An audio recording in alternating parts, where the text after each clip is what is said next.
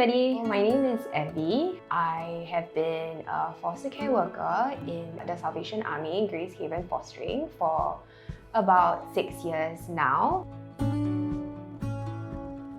Fostering is a temporary living arrangement for children who are unable to live with their biological families due to reasons such as abuse, neglect, or sometimes their parents are incarcerated.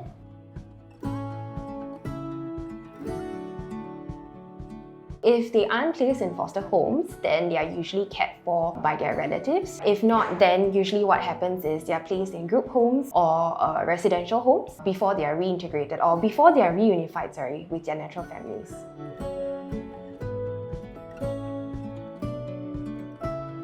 The kids in foster care are usually kids who have behavioral issues or, if they are in general just problematic, but a lot of the times they are not.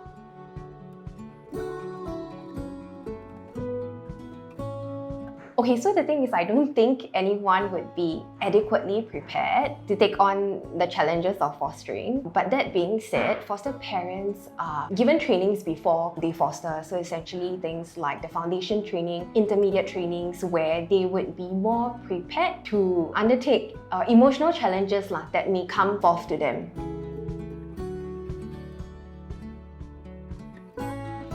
On most days, we usually go out for home visits. So by home visits, what I mean is that we usually do like a bi-monthly check-in with the foster family and with the foster kids, just to find out how they have been doing in foster care, the kind of progress they have made, or if they are facing any challenges or issues and anything where they might need our help with. If let's say we are not out for home visits, then what we will usually do is we would come into office and we would catch up on report from our home visits, or we would try and follow up as much as we can on case notes. Other than that, we would also have case discussions and supervision. So this can be things like individual supervision where it's one-on-one with your supervisor, or it can also be group supervision where we all sit down together, we talk about the cases that we have, or if we need support in any of the cases that we talk about.